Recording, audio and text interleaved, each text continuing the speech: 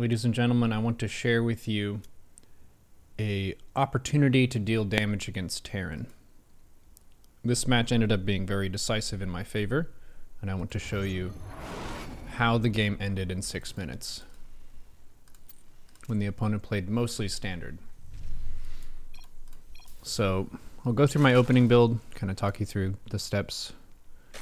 16 hatch, 18 gas, 17 pool, gas here.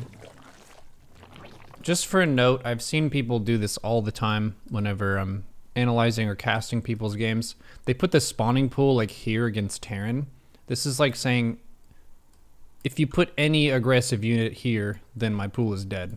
Don't put your pool here.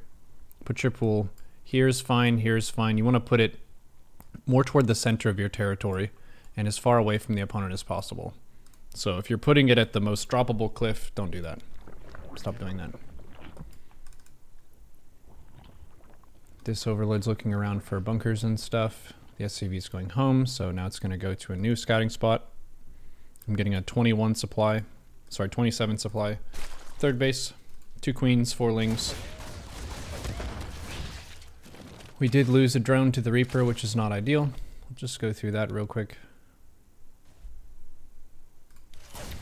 Okay, so we're right. Ideally, we keep all the workers alive. We did get the creep tumor down, so it wasn't the worst of all possible openings, but the Terran is ahead, which makes this even better of an example of how to punish a 3cc without really going all in or anything. I'm focusing on droning right now. I'm trying to get my queen count up. I have my queens gathered together. I'll take my vision.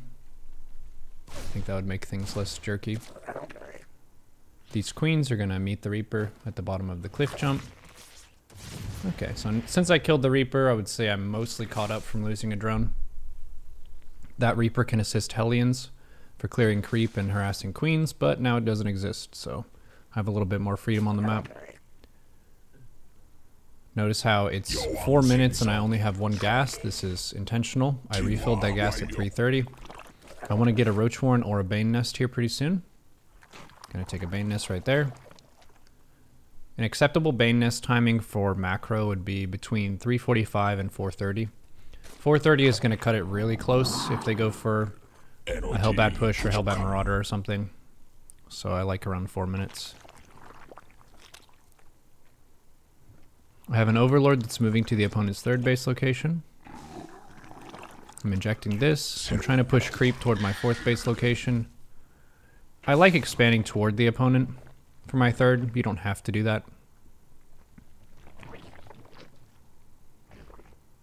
But it just helps me advance the creep on the map and that kind of thing. So I see the Hellions sharking around. They're trying to manage creep.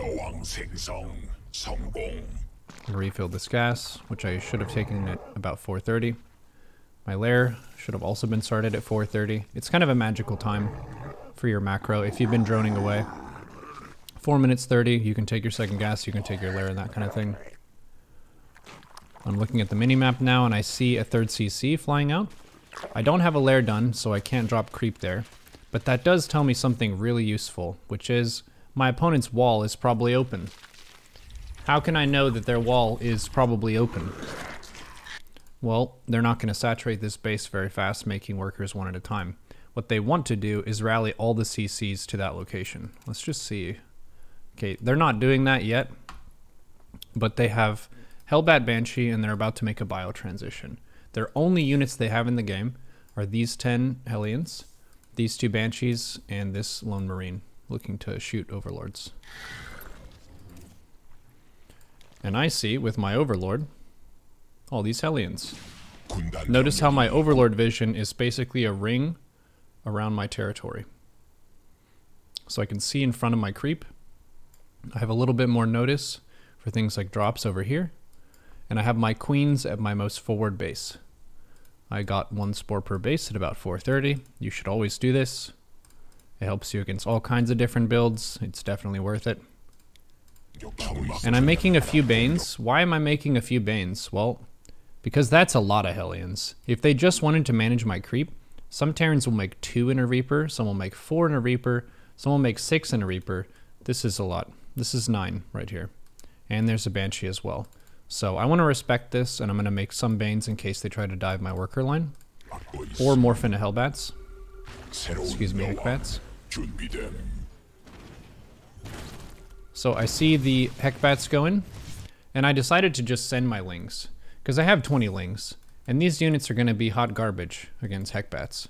They're just not successful against it. But what Lings are really good against is a base like this. So my Queens are fighting here. There's an Overseer that I made with the Queens, and I have Banes and I'm attacking with Lings. This scenario also comes up in ZvZ. If your opponent is being hyper aggressive against you with Ling Bane aggression, it's usually better to defend with Banes and Queens and Ling reinforcements and just send your Lings across the map. So the Lings are getting in here. Now they're getting into the main base and the opponent is dead. So I didn't make a ton of stuff. That was like 20 Lings and then 4 to 6 Banes. And I have 3 base saturation with this. 20 at the third. Notice minerals before gas. I have 18 at the natural. Look at this red number here. I'm about to get a speeding ticket for droning so fast. Jeez. So I made a ton of drones, but I was still able to kill my opponent because I hit at a really crucial time when they were invested in punching into me. So that's the art of the Ling backstab whenever you're facing a Hellbat Banshee 3cc. Hopefully you have learned something from this.